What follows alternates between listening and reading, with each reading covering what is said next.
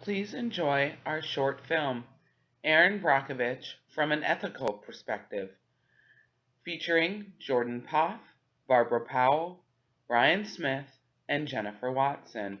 Erin Brockovich is a biographical drama that was released in 2000. It was written by Susanna Grant and directed by Steven Soderbergh.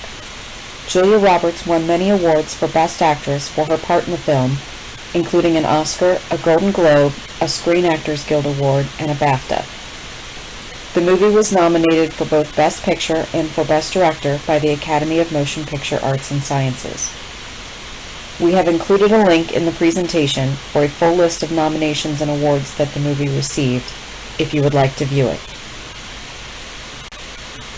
The main character of the movie is, of course, Erin Brockovich, played by Julia Roberts. Erin is a legal assistant to Ed Masry, played by the actor Albert Finney. Another lead in the movie is the Pacific Gas and Electric Company. Although not one specific person, we do see representatives of the company in the movie. PG&E is the looming bad guy in the story. The character of George is tangential to the story, as are Erin's three children. They are used to show the human side of Erin's fight and to portray her own personal costs of trying to help others. Although I am sure they are extremely important to Erin, they are not the focus of the ethical dilemmas in the movie. Other main characters are Donna Jensen and her family, as well as the other residents of Hinckley, California. We learn through the movie that the case eventually included 634 plaintiffs, although most of them are never directly named in the story. In 1993, a single mother of 3 young children was desperate to take care of her family.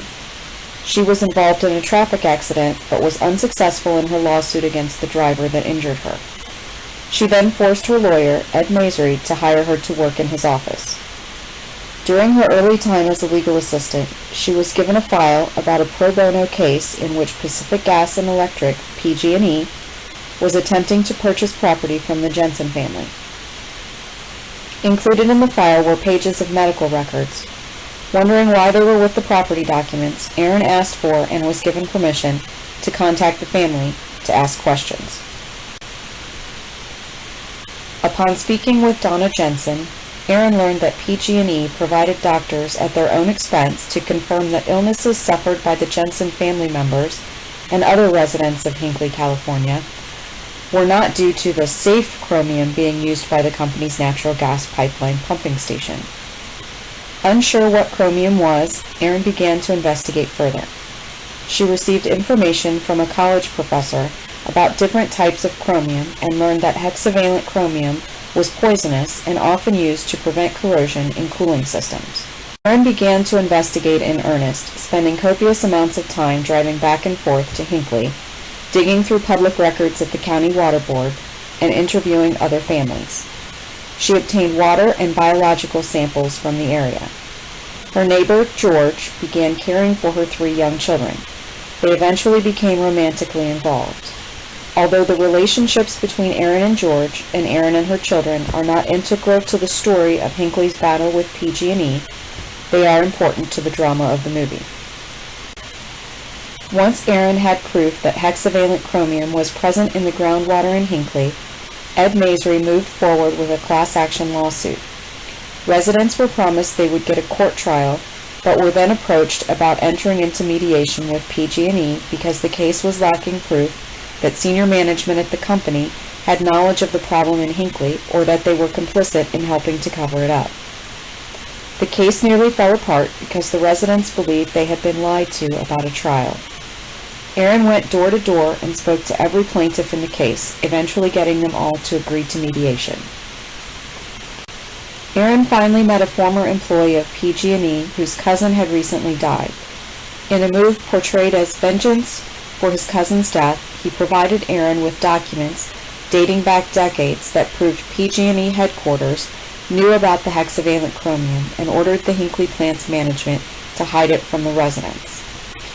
In 1996, Erin and Ed's legal team secured a $333 million settlement from PG&E for the residents of Hinckley, California.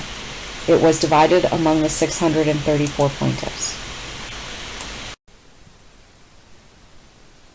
As individuals and as a group, we agree to uphold the principles listed below in pursuit of completing the final project assigned for this course. Responsibility. Attendance at group meetings will be mandatory and notice will be given if members are unable to attend at a scheduled time. All efforts will be made to reschedule meetings if any member is not available. Assignments will be completed on time. If any delays or setbacks occur, other group members will be informed at the first opportunity. Full effort will be given by each group member regardless of whose idea it was. Group members will help each other when necessary through volunteering. All group members have a responsibility to treat each other and members of other groups and instructors with respect. Honesty. All group members will strive to be honest with each other and people outside of the group. All delays or setbacks will be reported honestly and as soon as they occur, or as soon as possible so that others may help to reverse the delay or setback. All requests for updates will be made promptly and honestly at the request of the team. Decision making. Decision making is a key challenge when working in a group environment. It can be a simple decision or a decision that takes time and consideration.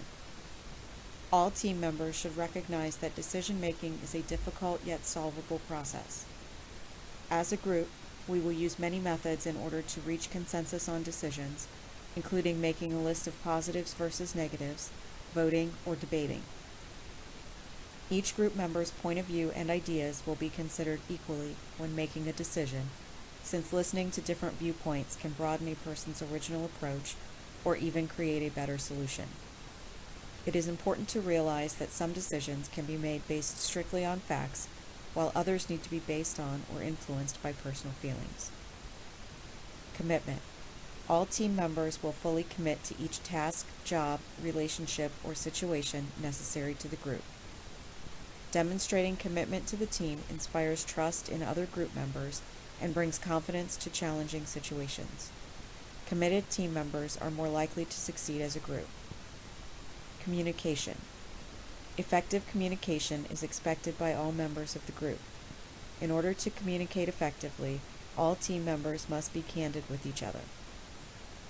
Team members will communicate and respond to communications fully and in a timely fashion or notify others when they cannot.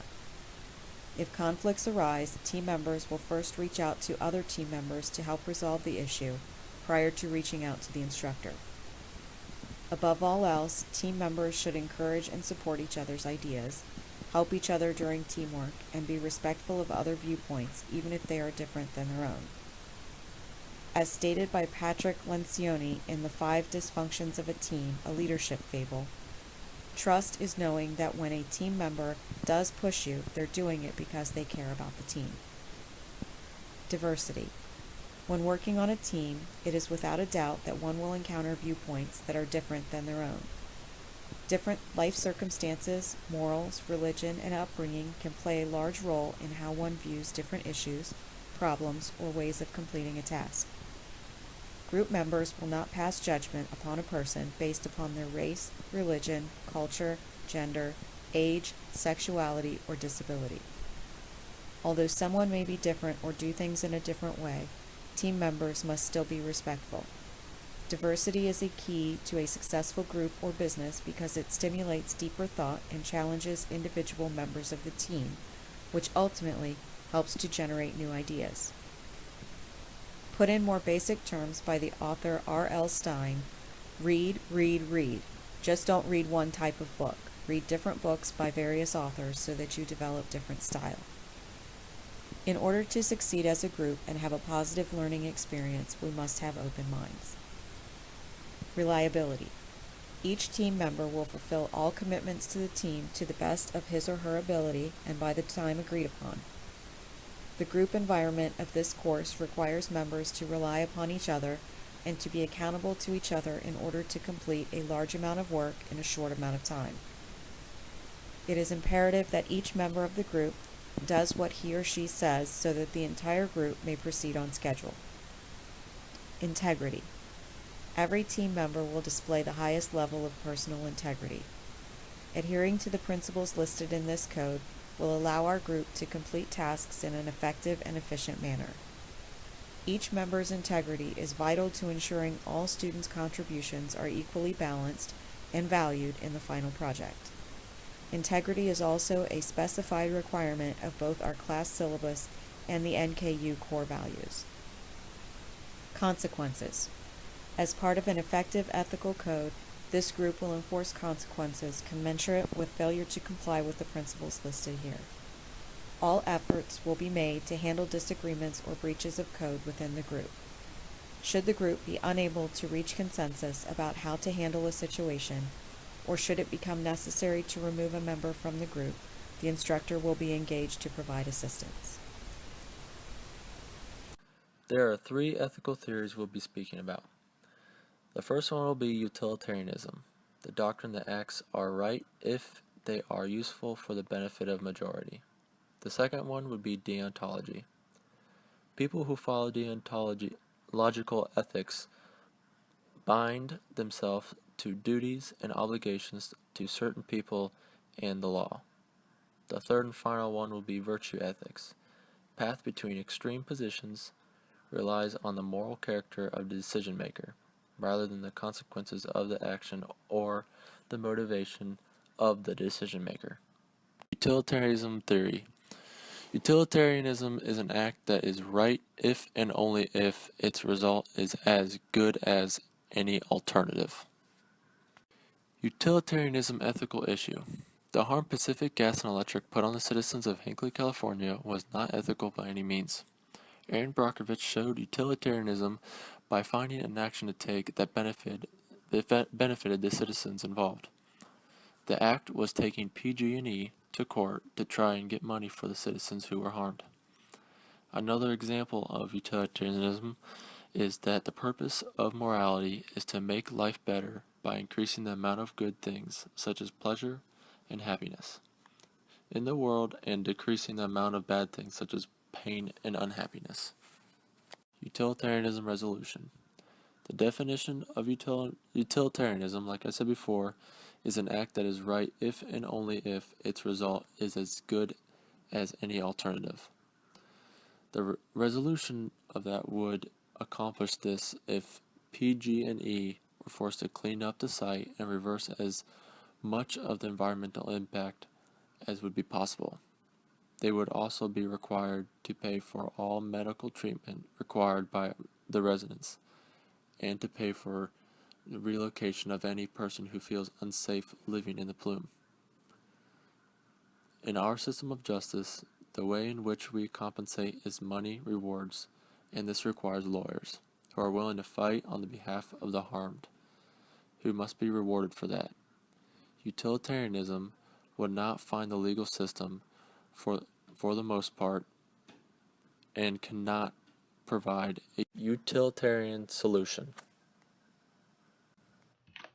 To achieve our utilitarian solution, we would need a situation where we could say that the environment was being cleaned up. But as you review whether the environment is in fact being cleaned up, you can't help but run across a video by PBS's NewsHour, Miles O'Brien, where he goes through what is actually being done in Hinckley, and the fact that this chromium-6 is so much more prevalent than they ever knew that it might be. And he talks about how the company has already spent $700 million and it's not cleaned up. And the residents are, of course, outraged by this. But that's why the utilitarian solution isn't happening and doesn't happen, because once everybody stopped paying attention to what was going on in Hinckley, the company doesn't have as much of a incentive to go after doing that, even though it might be the right thing and what they should do and all that and what they told the country they would do. Anyway, we present this video by Miles O'Brien. Now, NewsHour science correspondent Miles O'Brien begins a two-part look at America's drinking water and the regulatory system that's supposed to guarantee its safety. His report is the result of a partnership with the Center for Public Integrity. It begins in the small desert town that made Erin Brockovich a household name. Come on, you want some water? Can you get some water? Come on. Clean water is something most of us take for granted, but not Roberta Walker. She, her dogs, and her family drink spring water that is either bottled or trucked in. Because where she lives, people can't drink the well water. Welcome to Hinckley, California. This was bought out, this home on the right. This is all boarded up, so you can see how these are all boarded up. Yeah. Roberta drove me around town. What's left of it? There was a home here in the corner, and that's, of course, is gone. It's a ghost town. Yeah. The steady decline of Hinckley is rooted here at a natural gas pipeline pumping station owned by the giant California utility Pacific Gas and Electric. In the 1950s and 60s, PG&E admits it dumped 26 tons of a coolant made of chromium-6 into unlined retaining ponds here. The chemical is toxic and causes cancer. It leached into the soil and contaminated the aquifer, the drinking water in Hinckley.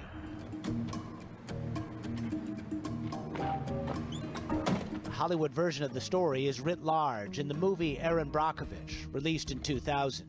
Julia Roberts won an Academy Award for her portrayal of a crusading legal assistant who forced PG&E into a $333 million settlement with the residents of Hinckley in 1996. But for Roberta, there was no Hollywood ending. So your house was right about here? Yes. PG&E did buy and raise her old home, as they did for many others here. So she built this place on the outskirts of town, out of harm's way, or so she thought. So far, PG&E has spent $700 million trying to clean up the stubborn mess. But the plume of chromium-6 tainted water persists. Cheryl Bilbrey is in charge of PG&E's remediation effort. Why is it taking so long? It's a very complex project. We are highly regulated. There's a lot of interested parties. The other thing is it's very important to us that we get it right. Recent testing shows there is still chromium-6 in the groundwater in Roberta Walker's neighborhood. It's less than it was in the bad old days, but Roberta is still girding to move once again, this time away from Hinckley. Did you ever think you'd ever have to deal with chromium-6 or PG&E again? Absolutely not. Absolutely not. You know, in front of God and the world, they said they were going to clean it up. And they didn't. It was just, it's just the shocker. For the real-life Erin Brockovich, it was also an unwelcome surprise. I thought it was being cleaned up. The state thought it was being cleaned up. The community thought it was being cleaned up. So here it is, 10 years later. I'm not paying attention because I thought it was all being handled. And how are people finding you? Just through the social networking? Brockovich is now an environmental activist on a larger stage, curating a crowdsourced map of reported cancer clusters, which she says are largely linked to chromium-6 contaminated water nationwide. There's more and more mounting evidence of what chromium-6 does to the human health, what it does to the environment, what it does to the air. You know, every community that I deal with that has been exposed to chromium-6, they have the same health symptoms.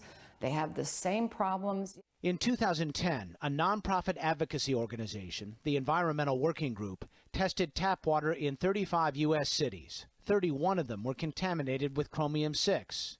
Utility testing records show about 70 million Americans are drinking this tainted water. With evidence mounting that chromium-6 may be more dangerous than once thought, the Environmental Protection Agency decided to revisit the drinking water standard for the chemical. The standard, 100 parts per billion, was set 20 years ago. It is 5,000 times greater than the California EPA's public health goal for chromium-6 in drinking water, 0.02 parts per billion. Ann Mason is a senior director with the American Chemistry Council, which represents the chemical industry. The people in the United States our drinking water that meets the EPA safe drinking water level. So would you say categorically it's okay? Everybody's safe? I would say if the drinking water meets the safe drinking water level, that EPA has set that level, and that's the rule of the land as we see it right now. There is a lot of research that links chromium-6 in drinking water to cancer. In 2008, the National Institutes of Health weighed in with an eye-opening rodent study. It uncovered clear evidence that high doses of chromium-6 in drinking water cause cancer in rats and mice. Heather White is executive director of the Environmental Working Group. We think the science is clear. There's been a lot more research that we've seen over the last decade that shows that there is a big cause for concern about drinking hexavalent chromium, whether it be stomach cancer, whether it be liver damage, whether it be toxicity. There's even been studies that shows that it can have reproductive health effects. By the way, we had that water brought in special for you folks. Came from a well in Hinckley.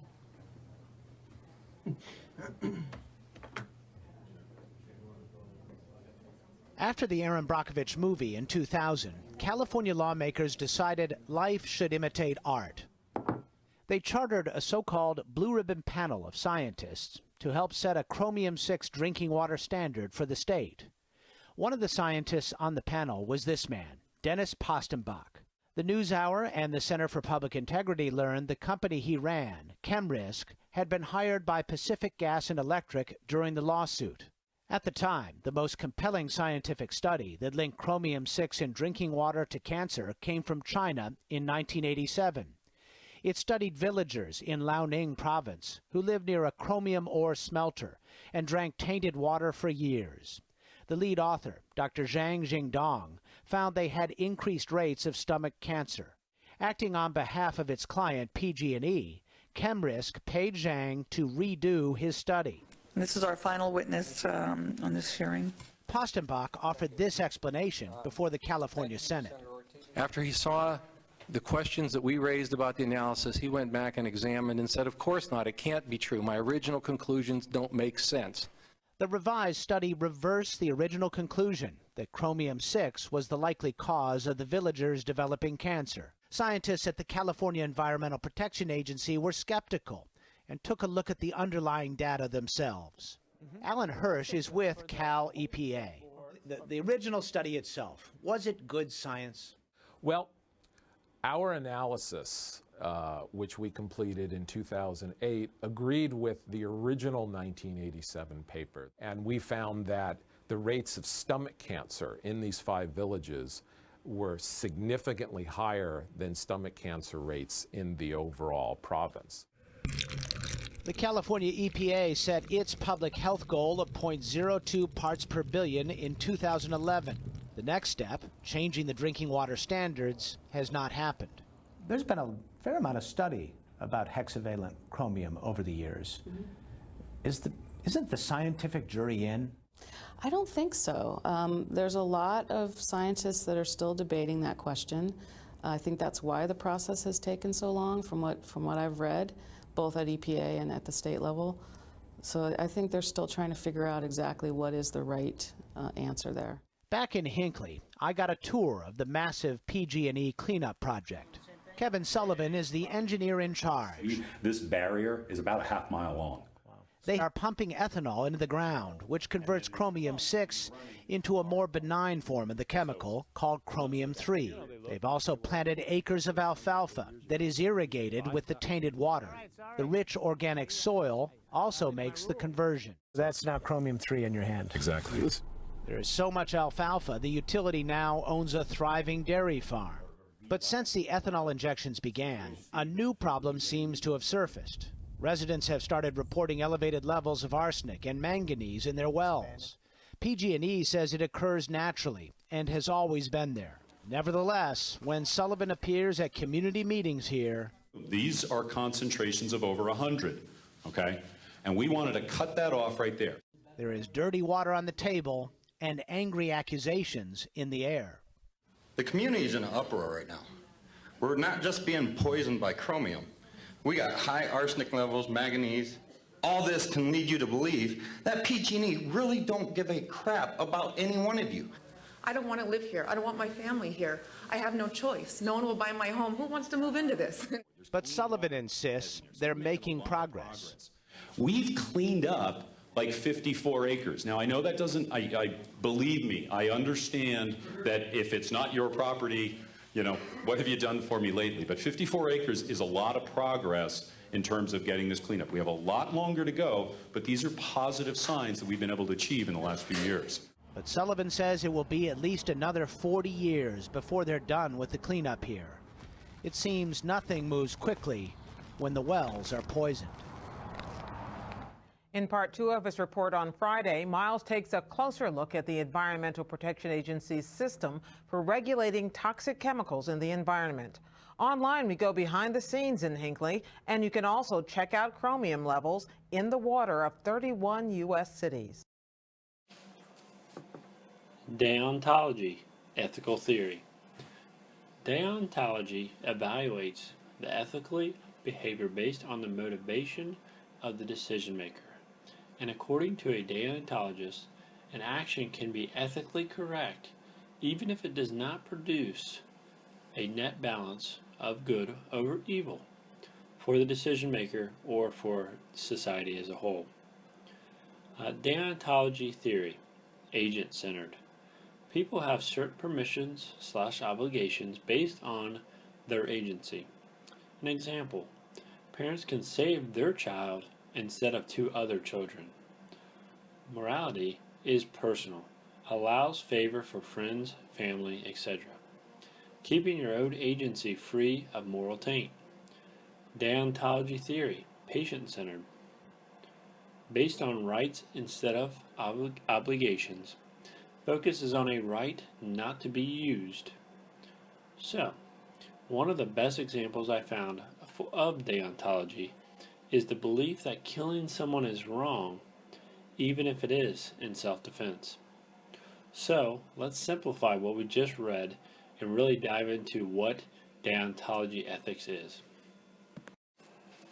So, before we look at deontology as an ethical issue in the movie Erin Brockovich, let's simplify what we just read. In this ethical study of moral way of life, you might hear the term deontology, which means comes from the Greek word deon, which is rule or duty, and it has to do with rule or duty-based ethics. This is the type of ethic that does what it does regardless of the outcome. Unlike consequentialism or unitarianism, that seeks to make decisions morally that will provide the most amount of happiness for the most amount of people. Deontology does what is right for them and do not lie. They don't lie in any given circumstance because it is wrong to lie, not whether or not the potential lie might benefit the person for them. Not to know something, they will still tell the truth because they believe lying is wrong. A key figure of deontological ethics would be Immanuel Kant, and Kant would sort of grab these rules, so to speak, to live by, and he would reduce these down to what is known as his kantological imperative. How Kant would say that a deontologist could proceed forth living a moral life. So just an example, a Christian might say that their duties or rules come from God's 10 Commandments. Don't steal, don't lie. These are the rules that God give us, and therefore that is how we will proceed to live moral, ethical lives. So now that we have a better understanding of what deontology is, let's look at the ethical issues that were found in the movie Erin Brockovich. There were many issues regarding deontology in this movie, Erin Brockovich. Just a few examples that we're going to look at today are the following. Number 1, the lawyer would not help Erin because he did not have any evidence of the issues with the water and the problems with the water. Number 2, whistleblowing. Erin and the lawyer had to decide between making a decision based upon the goodness of the action or protecting the public from harm.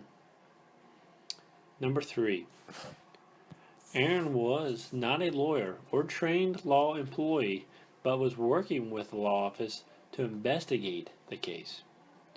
No one would listen to Erin because she was not a lawyer. So in a little bit farther, we'll take a look at example number 3 and actually watch a small clip that kind of gives an example of kind of the resolution that came out of this number 3.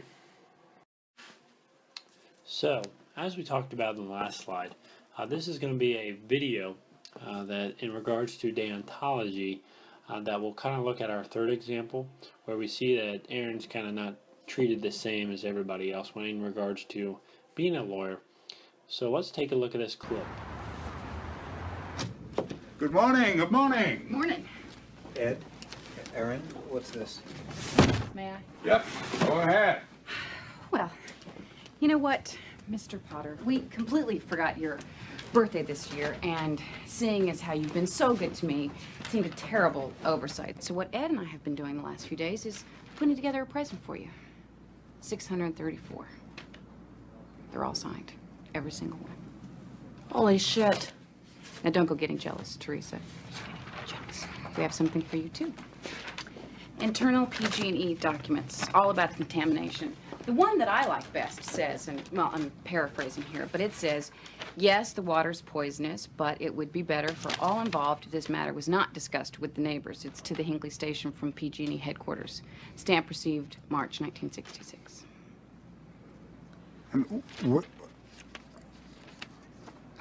How did you do this? Well, seeing as how I have no brains or legal expertise, and Ed here was losing all faith in the system, am I right? Oh, yeah, completely no faith, no faith. I just went up there and performed sexual favors. 634 blowjobs in 5 days.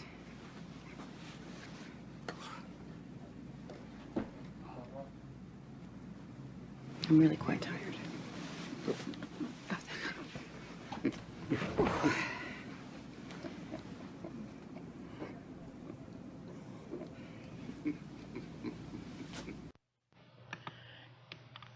In this video, we get kind of a full depiction of our 3 examples. It shows how they were resolved in this movie, and because Erin brings Ed the evidence and the other lawyers the evidence, she is able to help him to make a decision that would be based upon the good for Ed in the deontology. So he has to believe that this is going to be in his best interest. And now the other lawyers believe that this is going to be in their best interest because now they have evidence connecting PG&E corporate to PG&E local. So that allows for the full circle to be filled to make it advantageous for Ed to continue with the case. So we solved that problem in this. For Erin to get the people what they want, which was her goal, and it's what she wants. And with Erin, it also makes her an impressive character because up to this point, her goal has been to have a better job, to take better care of her family. And this is her being successful in that job. The company, the lawyers had messed up and hadn't treated the residents like they were supposed to. And Erin, by being a different kind of person, was able to go into the situation and help and really make it all for the better. And that really is what changed the story, so that Erin was able to get a resolution that held everybody's interests. And what is important about that is that each person under deontology has to do what is right for them. And in this, with her getting this evidence, even though no one believed she could, she proves that what was right for everybody is if this case could go forward, it would be right for the people.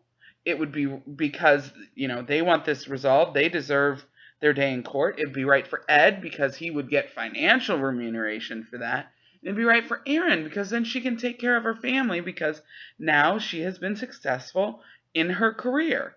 And this video really depicts that and kind of the arrogance to which the people who are lawyers treat her because they don't believe that she was ever going to accomplish her goal. We move on from our discussion of deontology to a discussion of virtue ethics theory. In this case, virtue ethics, we have the ethical issues of courage, where courage is the difference between boastfulness and cowardice, or between recklessness and cowardice, sorry. Cowardice is displayed by Ed Masry in deciding not to file a tax tort case, and cowardice is the extreme. Truthfulness,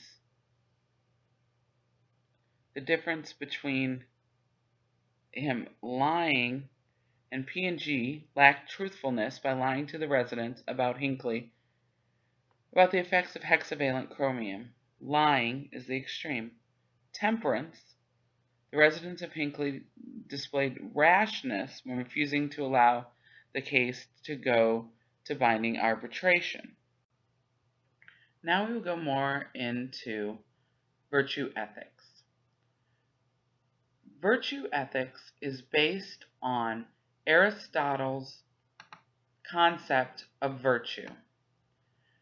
Aristotle defines moral virtue as a disposition to behave in the right manner and as a mean between extremes of deficiencies and excesses, which are vices.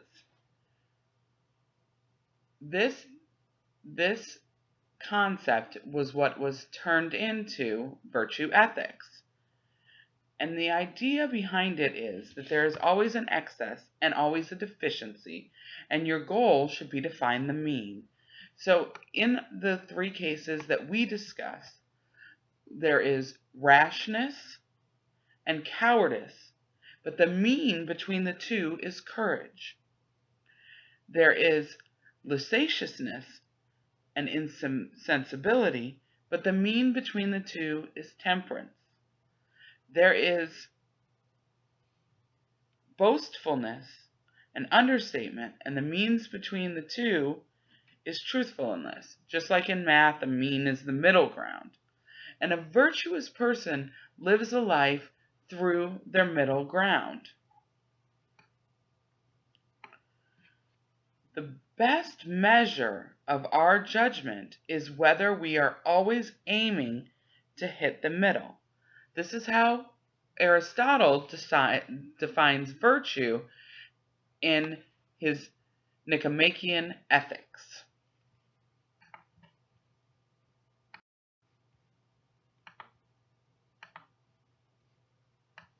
Virtue ethics is more defined by what it is than what it is not. Virtue ethics takes the extreme of all things and tries to find a middle ground without accepting the dichotomies. And when you take out the extremes and head for the middle ground, you are not looking out for purely self-interest or purely the interests of society. You are weighing the extremes of both to have the most virtuous answer. You're not accepting the dichotomies of either it's business or ethics, but it has to be both, not just good or profitable, but both. And in searching for that middle, you will come up with the most virtuous answer. And that is the goal of virtue ethics, is to find that middle ground, to have a virtuous answer, and to therefore meet Aristotle's goal of always being in the mean, which makes you a person who is not one of the extremes, not having significant vices, not using the things that are divisive, but instead trying to be inclusive of the middle and finding a place where people can coexist together more easily without vices. Using that definition of virtue, we can find resolutions to the issues that we have discussed. the cowardice that is displayed by Ed in deciding not to file a toxic torts case, and this cowardice is the extreme. This resolves itself in the movie when Ed decides that it is worth the risk to file a toxic tort, and is successful. He displays courage at this point. PG&E, in their truthfulness, lacked that by lying to the residents of Hinckley about the effects of hexavalent chromium. Lying is an extreme, and this does resolve itself with the court case, but a better resolution seems like it would have been transparency. What if PG&E had just come out and said, we've got a problem here, we know there's a problem, we're going to work on fixing it? Would there have been all the negative publicity? Would there have been a movie made about it? It is unlikely that there would have been had they chosen a middle ground instead of just choosing to lie about it. Temperance that the residents of Hinckley displayed when they displayed rashness when refusing to allow the case to go to binding arbitration. As Ed explains in the following clip, if they didn't go to binding arbitration, they might never ever get their money out. And in that, the legal system can take so long that it can be impossible to get a good resolution. When Ed and Erin are able to persuade the others that the path that gives the best solution for all parties is arbitration, they are doing it because they are looking for the middle ground, not the thing that maybe gives us the most high. As our group, we tried to determine what our final recommendation would be, what the best solution would be, what the best resolution would be. And in the end, it comes down to this. The best resolution would be for this kind of pollution to not happen. It would be for companies to behave ethically in the first place. It's possible that PG&E in this case did not know that what they were doing would have the repercussions that it ended up having. But if they were unaware of the unethical behavior, as soon as they became aware of that problem, the most ethical route would have been to inform the public and to try to reduce as much of the pollution as possible and make every effort to protect and compensate those affected by the pollution. It has been shown that the courts have a much more favorable view of companies who are honest about the problems and take every effort to fix their mistakes. One place where we are clearly seeing this is in the medical profession, where doctors are being encouraged to tell patients about mistakes. They have found that instead of hiding from their mistakes and getting punished when they are found out, there's actually less liability, or an equal amount of liability at the very least, in disclosure, and more trust is built between the patient and doctor, and that in itself is invaluable. Companies should learn this lesson. It is always the cover-up of an issue that creates a scandal, not generally the issue itself. When we think of all of the gates that we have had, they have all essentially come from the same thing. It's the cover-up. In this situation, let's think about PG&E. Maybe they didn't know that the hexavalent chromium was going to cause that problem. And maybe it wasn't a standard to have lined their ponds at that time. Perhaps we can't hold companies accountable to having some sort of crystal ball. What we can hold them accountable to is that if they find out about an issue, it is not their job to hide, to obfuscate, to try to convince people that there's not an issue when there is. We need to know the issues that are going on. We need companies to be good citizens of this country and of the world, and to be doing their best to try, and I hate to keep coming back to virtue ethics, but to find the middle. You can have industry and have a healthy environment. Industry and the environment can work together. We can plant trees and fix the water and make things better for each other and work together to make the whole world just a better place. And that has to be our end goal and our end recommendation, is that if PG&E hadn't lied, there wouldn't have been so many years, 40 or 50 years of leaching into their groundwater in Hinkley. And then these people would not have been needed to be so hugely compensated. And PG&E would not have had the monstrous costs that they had. In the end, our final recommendation is just to be better citizens of this world and to expect each other to behave that way. Creating this video, we have used many sources. We used Erin Brockovich, the movie. We used the book, Business and Professional Ethics for Directors, Executives, and Accountants, our textbook. We used a article called Deontology. We quoted some from Aristotle's The Ethics of Aristotle, the Nicomachean Ethics. We played the video Protecting Americans from Danger in Drinking Water. We used the Internet Encyclopedia of Philosophy, and we watched a clip that we had gotten off of YouTube.